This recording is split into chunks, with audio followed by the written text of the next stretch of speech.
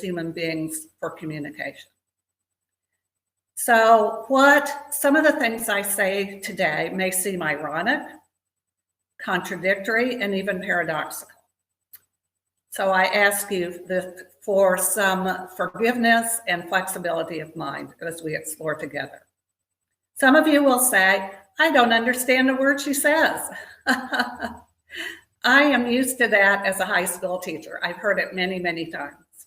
Some of you will say, well, I understand her concept, what she's trying to achieve, but she kind of got given different examples or used different words to try to explain it. And I welcome this because then we can enter into a conversation and explore this topic more deeply. So let's look at this talk as the entry level of exploration. I invite you to open your hearts, to open your minds, and to get ready to play, to have fun, and explore with me what this topic means. Let's start with some statistics. It is said that 36% of the world's population uses the Latin alphabet, and that is used by most European languages. That's what I use to take my notes. Then 18% of the world uses Chinese script. 14% of the world uses Sanskrit, the Sanskrit alphabet in India. Another 14% uses the Arabic alphabet.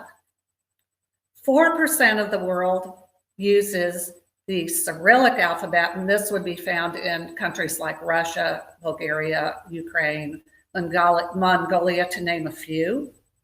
And then 3.5% of the world's population, or 0.25 billion people, I don't know how many zeros that is, use the Dravidian or Brahmic alphabet in South India.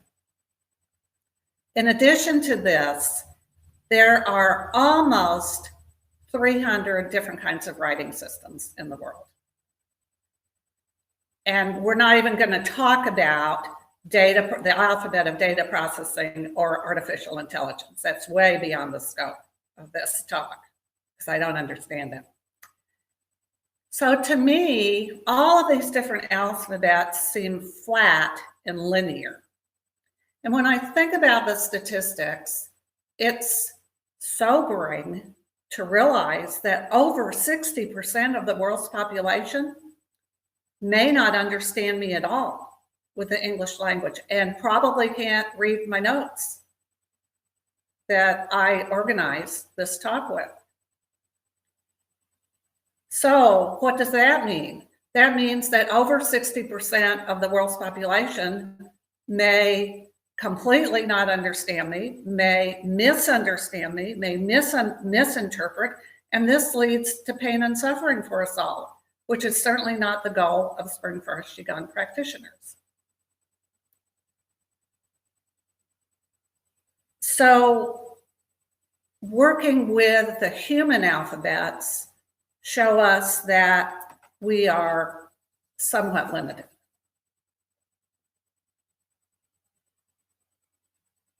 In contrast, the Qigong alphabet is an alphabet of universality because it is based on feeling. It is based on feeling vibrational frequencies. All of these alphabets, human and Qigong, have been created for the purpose of communication. But the Qigong alphabet is so much more successful because it goes beyond, it takes us beyond who and what we think we are. It allows us to erase doubt, misunderstanding, and misinterpretation and become the bigger self of ourselves. How do we achieve this? Master Chunyi Lin continually, gently, and with humor reminds us to feel the qi as we work with Qigong. This feeling and interacting with qi with all of our 6 senses. So taste, feel, smell, sight, touch, intuition. Feeling this qi, this intelligent energy, takes us to higher and higher levels of communication and mutual understanding. We begin to communicate with sensations, with images, and with messages, which lead us to higher and higher levels of vibrational frequency. The natural world already does this. The natural world. Excuse me. So trees, grasses, shrubs, flowers, birds, insects, amphibians, reptiles, animals, and the list could go on and on. All know how to communicate with one another without using letters and symbols and words. They're not limited. Let's take a couple of examples from the natural world. Trees, one of my favorite topics. There have been a lot of studies done on trees that show that they are able to communicate with each other in a particular geographic setting. And how do they do this? They do this through their root systems, through their leaves. They do it through fragrances. They do it through the movement of wind and rain. They do it through connection to the magnetic field of the earth. They do it through insects and birds coming and going, and animals coming and going. So let me give you an example. I am so blessed to live in central Illinois on a farm. And one of the purposes that my husband and I focused on when we first moved here was to restore the land to its original blueprint. In order to do this, we have planted a lot of trees, almost 100,000 trees. It seems crazy. But when we planted them, they were just little sticks about this high with a couple of leaves. They're much bigger now. We have a tree in our front yard, a guardian, a guide, a master, that is between 300 and 400 years old. It's such an honor that we're allowed to share the neighborhood with this tree. And I will go out and place my hands on the trunk of this. It's an oak tree, a bur oak tree, and allow the tree to communicate with me. And sometimes I don't even have to go outside. I can communicate, the tree and I communicate when I'm in the house or when I'm here. And the tree gives me all sorts of information about all the trees on our farm and all the life forms on our farm. But in addition to that, the tree has the knowledge and the wisdom to communicate with every tree around the world. So I'll get information from trees on the other side of the planet. And in addition to that, the tree goes deep into the earth and gives me information about our planet, our home, and then goes out into the universe and brings in more information. It's an exciting, wonderful, fulfilling experience. I invite you to try this with any tree near or far. It doesn't have to be an old tree, it can be a brand new tree. We have a stick right outside our house. It is a dogwood tree. and it's a stick now with lots of leaves on it. She and I have lots of conversations. The second example I want to give you is about a bird called a godwit. It's named after the sound that it makes. Godwit, godwit, godwit. And it is a medium-sized bird, like a sandpiper perhaps. You can look it up. This bird is distinguished because it flies from the southernmost tip of South America all the way to Alaska. Its purpose in life is to live in perpetual summer where the food supply is at its maximum. And these birds fly together in flocks, and some stretches of their journey are 6,000 miles long. And I'm talking about 6,000 miles without stopping, without sleeping, without eating, without drinking, without resting. That's astonishing. And they fly between 30 and 50 miles an hour sustained. How do they do this? They do this by communicating with one another. They make sounds. Of course, they don't have a language, but they make sounds. They move in and out among the flock. They have color coordination of feathers. They also communicate with the magnetic field of the planet Earth, which keeps them from flying off into outer space. So they know they are safe and grounded. They're part of the planet. They communicate with the stars as well, the chi field of the stars. So between the Earth and the stars, they have a phenomenal sense of navigation through that communication. Isn't that amazing?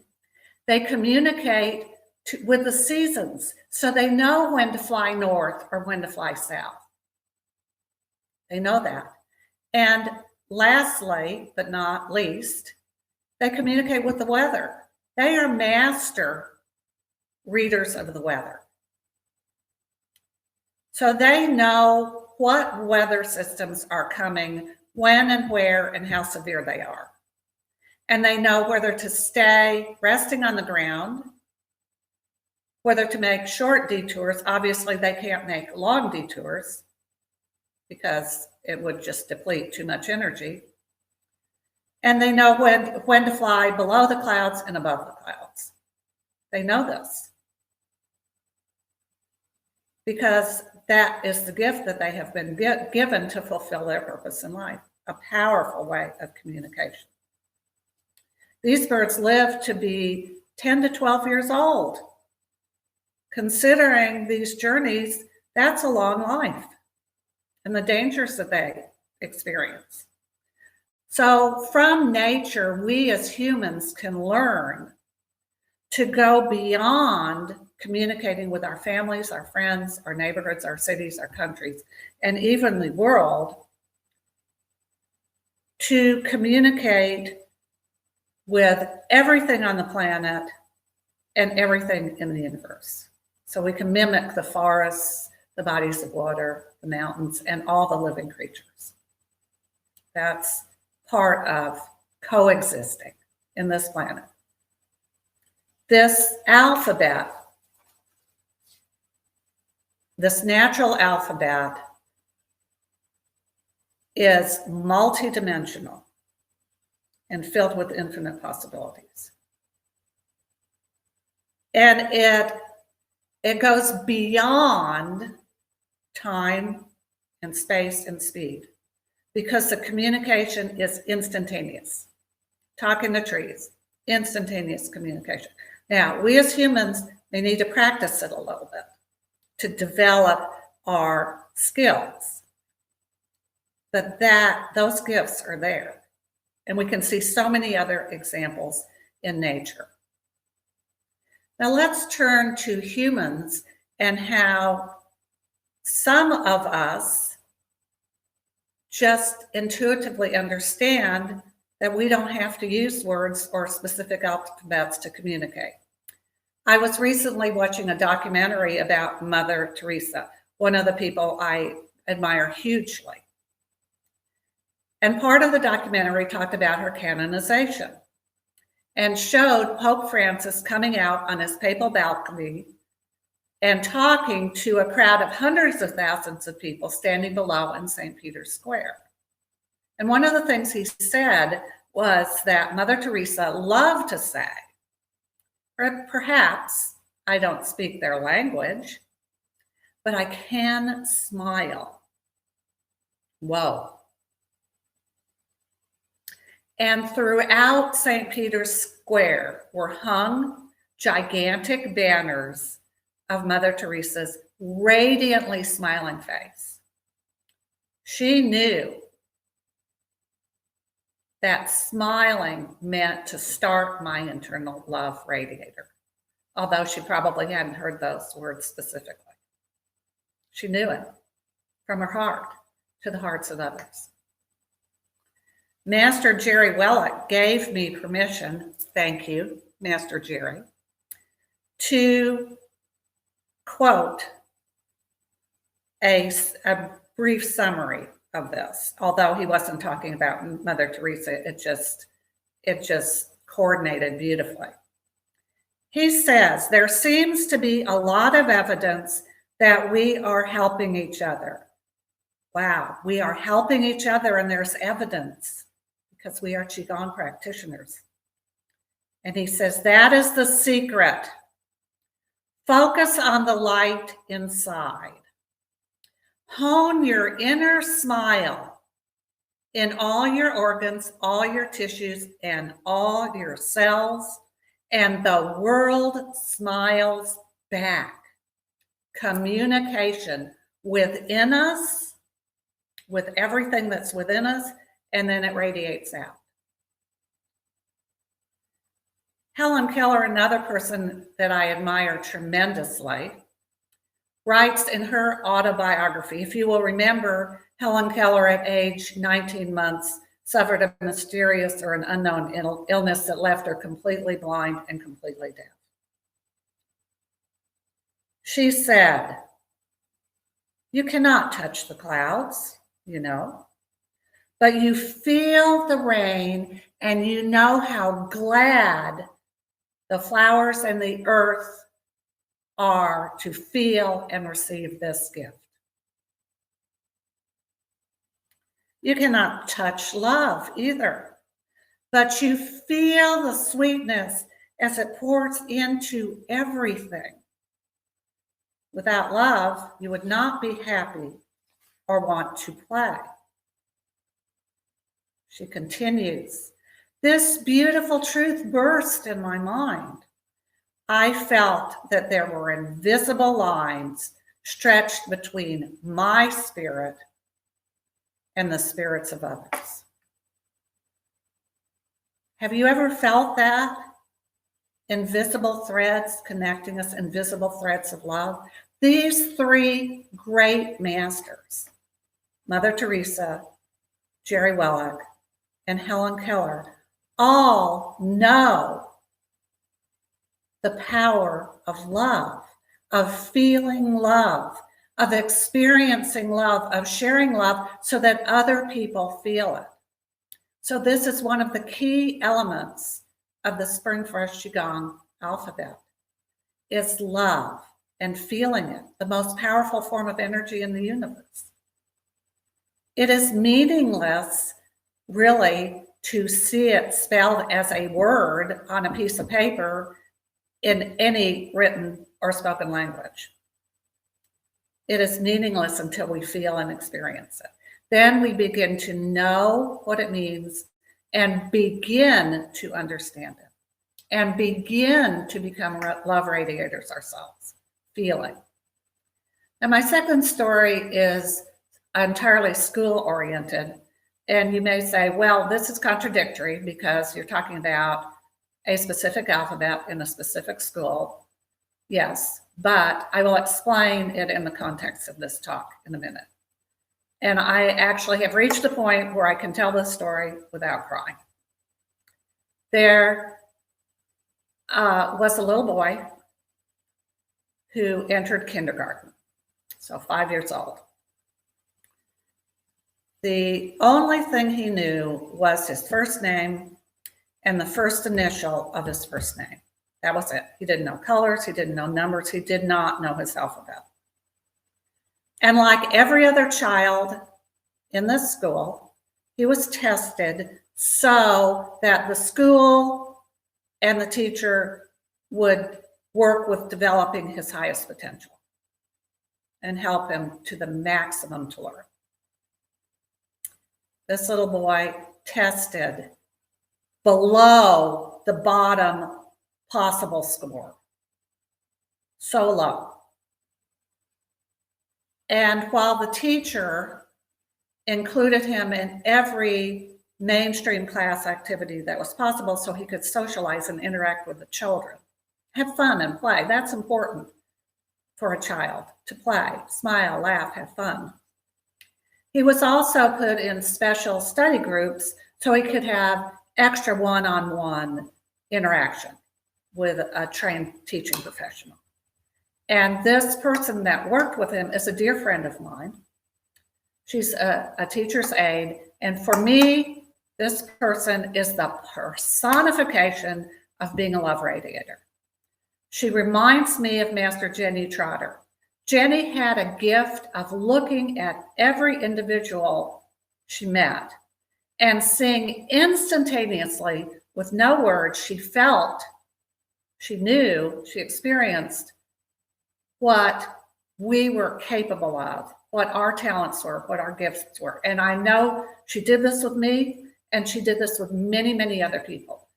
And sometimes, as in my case, we weren't even aware that we have these abilities. And Jenny would tease them out and show us what we could do. Thank you, Jenny.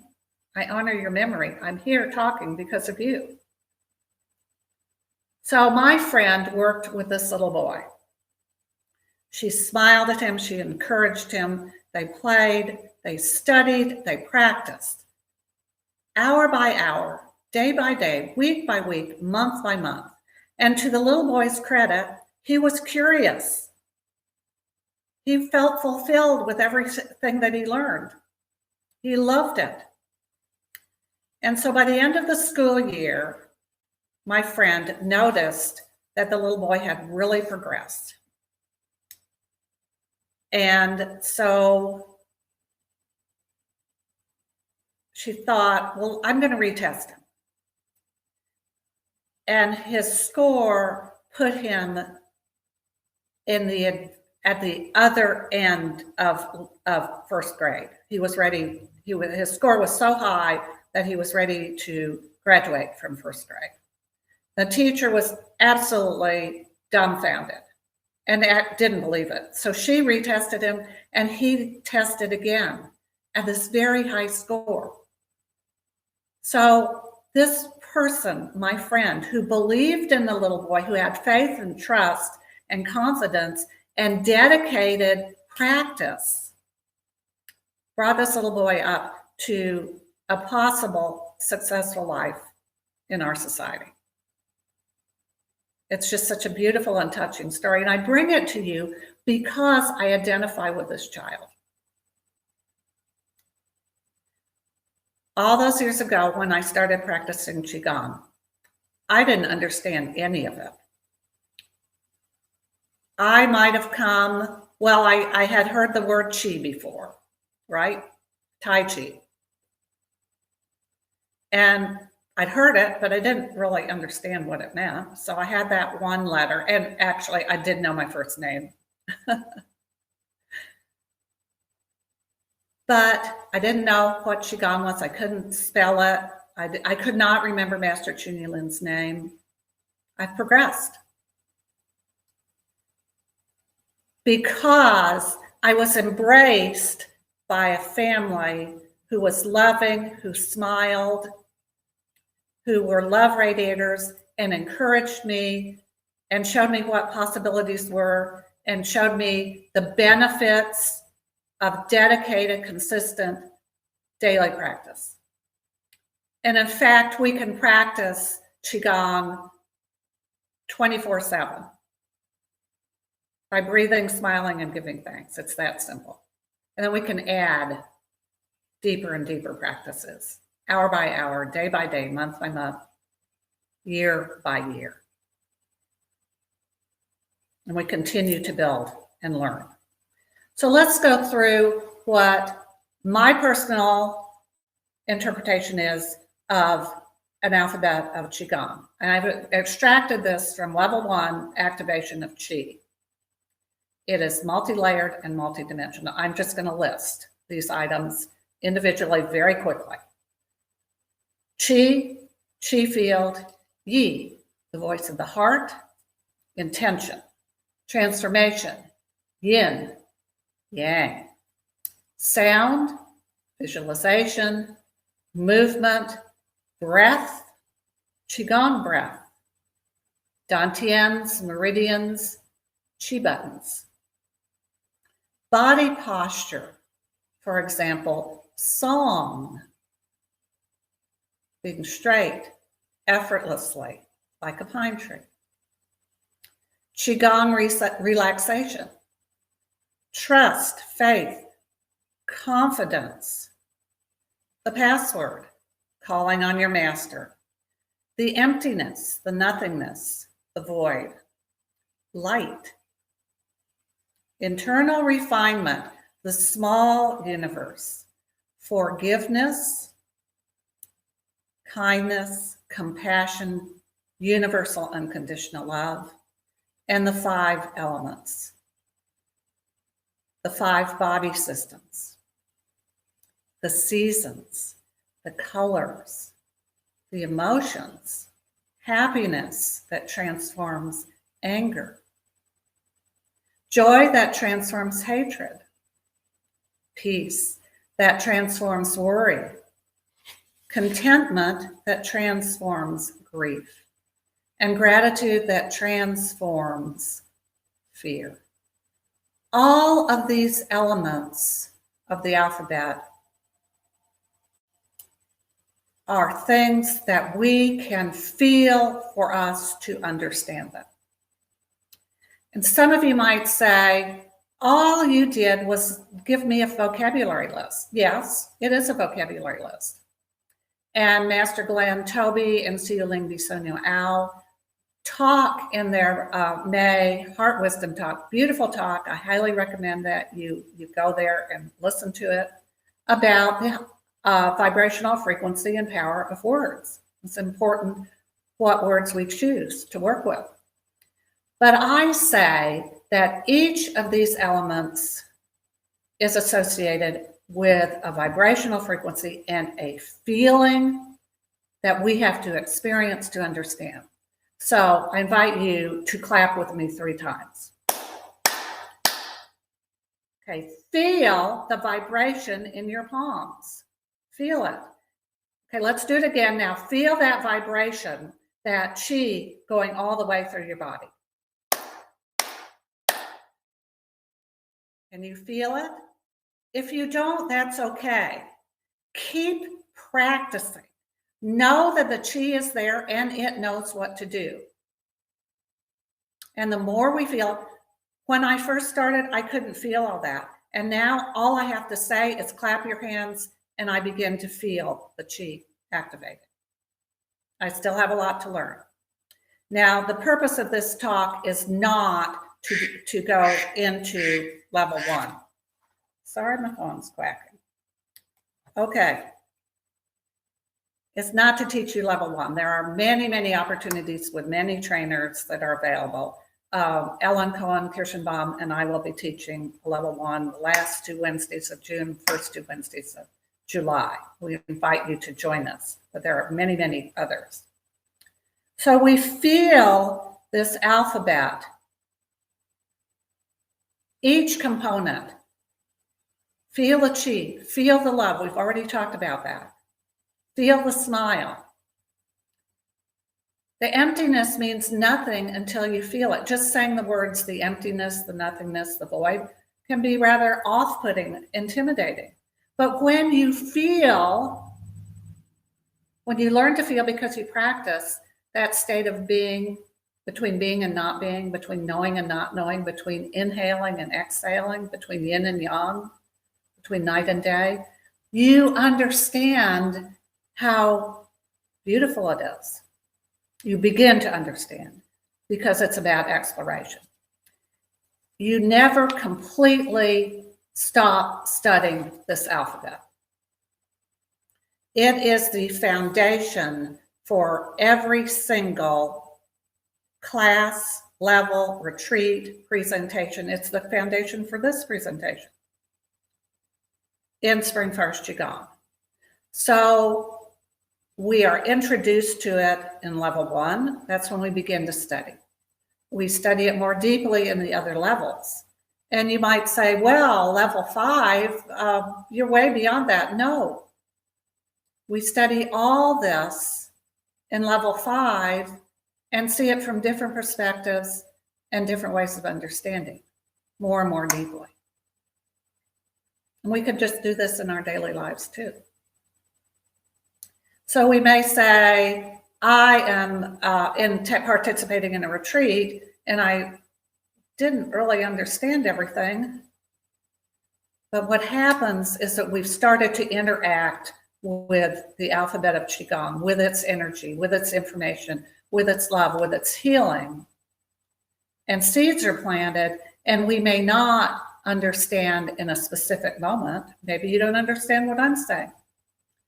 But as we move on in our lives, maybe tomorrow or a week from now or a year from now, you'll say, aha, I finally understand that I heard or experienced or practiced or attempted to practice. It becomes deeply embedded inside with who we are. So I want to end with one more example. One of my favorite books is Greg Braden's The Secret of the Lost Mode of Prayer. I've read it several times and it deeply resonates with me because it works with the energy of feeling and the energy of a gigantic field that connects us all. Greg Braden traveled the world to understand what the secret of prayer was. And with great effort, he visited a Tibetan monastery high in the Himalayan mountains. And the abbot there told him that the secret of prayer was that prayers do not use words. Prayer is feeling. So as we pray, we feel love. We feel gratitude. We feel appreciation. We feel healing as if it has already occurred. And then what we feel begins to manifest. So Greg Braden describes it, and this is a little bit of a difficult concept for us to probably grasp. It takes a lot of practice and exploration. When we pray for something, for peace, for healing, for rain, it opens the door to us recognizing and bringing in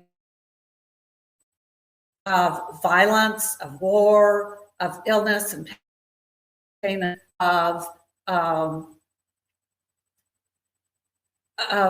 drought.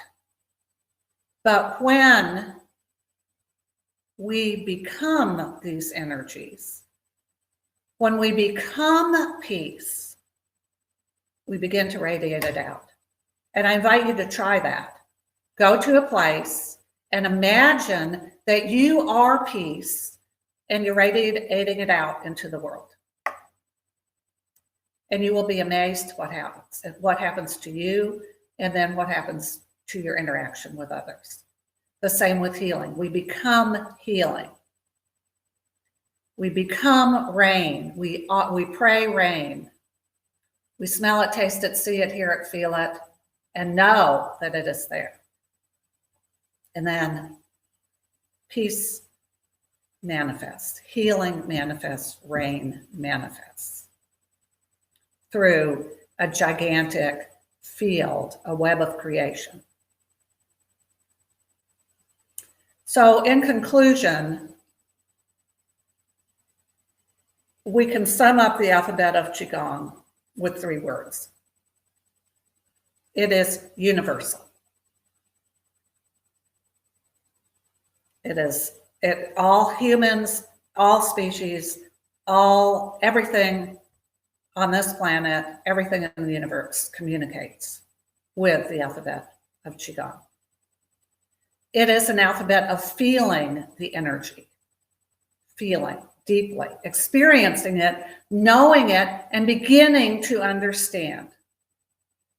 And it is an alphabet that takes us beyond limitations, beyond pain, beyond suffering, beyond misinterpretations. And we come to a place of knowing. But it takes consistent, dedicated, loving practice. So let's practice a little bit with a meditation. See how it feels to work with some elements of the alphabet. This is your journey of discovery. Relax, drop your shoulders, smile, start my internal love engine and feel that smile. Take 3 slow, deep, easy breaths. Feel the breath.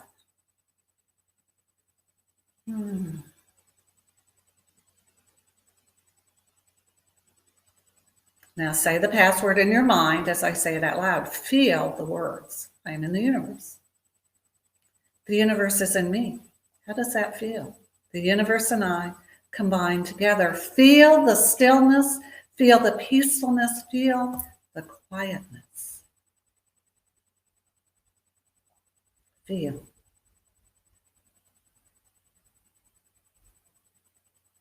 Call on your master's energy and feel the energy, the chi field of your master merging with your chi field. How does that feel to you?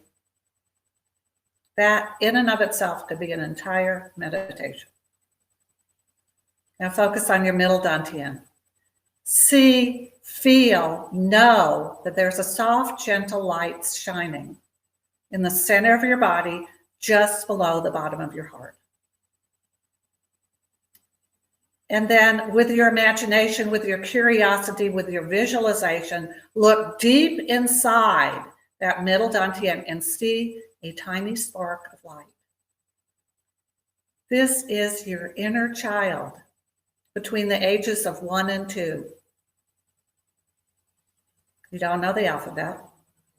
You cannot explain with words everything that you are experiencing, but you can feel it. You are innocent, you are pure, and you are vividly connected, deeply connected, and you remember it to source.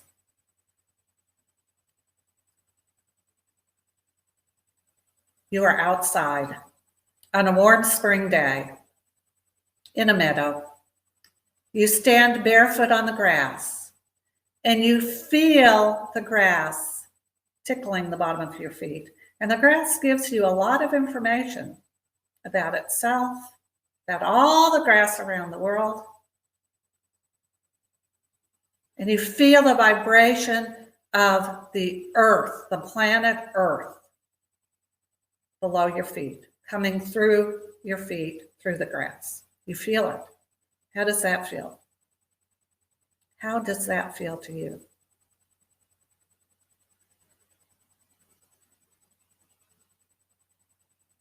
Feel it. Feel a gentle breeze stirring your hair.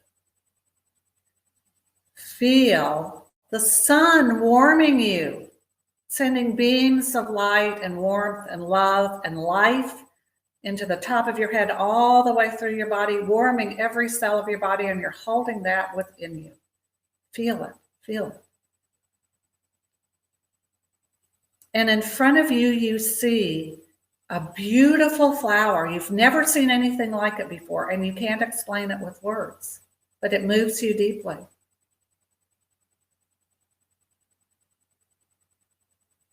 You Smell the fragrance of the flower. Feel it. You see the color of the flower. Whatever color you see is the right color for you right now. So work with that color.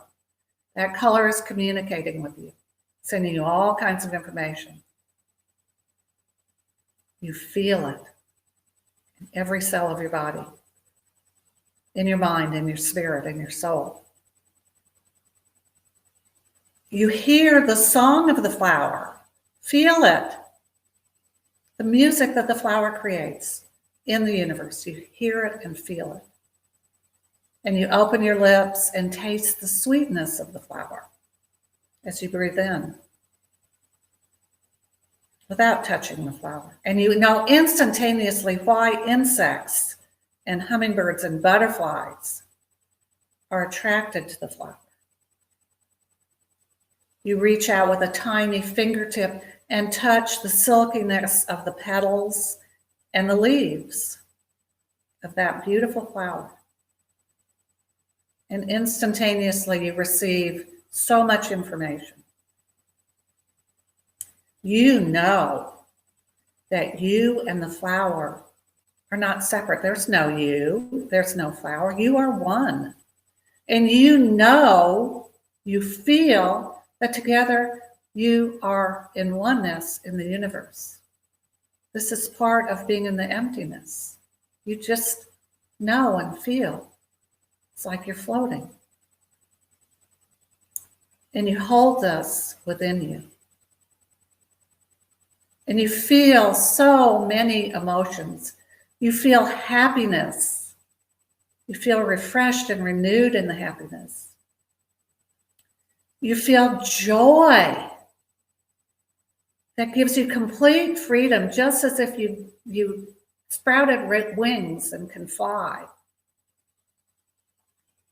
You feel peace, knowing that you are grounded and connected to the earth so that you are safe, but at the same time that you can expand out into the heavens. Peace. You feel contentment, and you know right now that you are enough exactly as you are in this moment, in any given moment. You feel it. And even though you can't describe it, you feel gratitude. You're grateful for all these connections, for all these feelings, for this experience of you, of your life. You feel it. But even as you give gratitude, you also receive gratitude from the meadow, from the grass, from the planet Earth, from the breeze, from the sun, from the flower, from your master, from the universe. You feel all this giving and receiving gratitude. You are filled with light.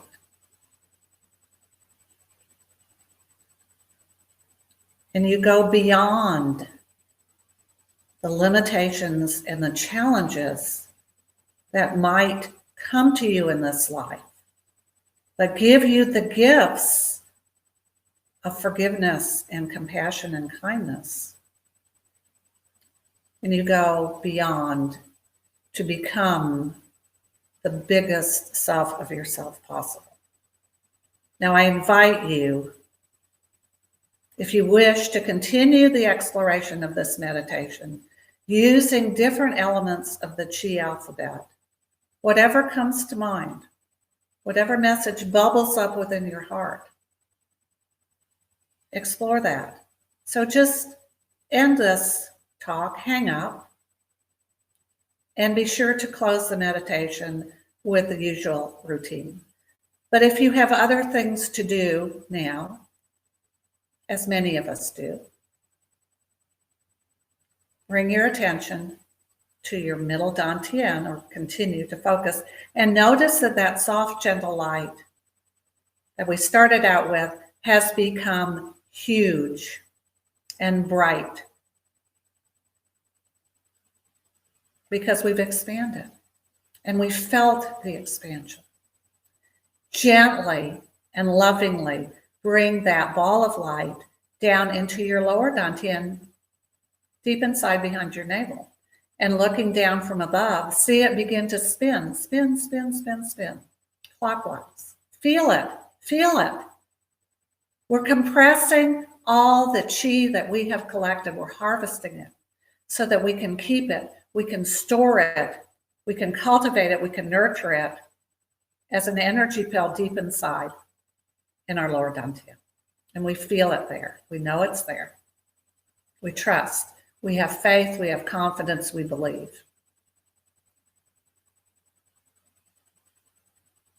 And now, give thanks for everything that made this meditation possible. Thank the universe, your master, the ancient Chinese scientists that have brought us Qigong, the modern teachers that have helped us to understand what Qigong is through feeling the Qigong alphabet and experiencing a universal means of communication that takes us beyond. Thank yourself as well. And then take one slow, deep, easy breath. Rub your hands together. And then give yourself a nice energy face wash, starting at your chin, going up the sides of your nose, down the sides of your face. As you see, I'm not even really touching my face. The chi is still working. And then massage from the tops of your ears down to the bottom, pulling on your earlobes. We are bringing ourselves back into our everyday selves, but with each practice, we are different. It may be subtle, it may be dramatic, but each time we practice, we transform and change a little bit for the better. So I thank you so much for allowing me to share this time with you. I encourage you to keep showing up, keep feeling, keep practicing, keep smiling, keep loving. Thank you so much. I love you all.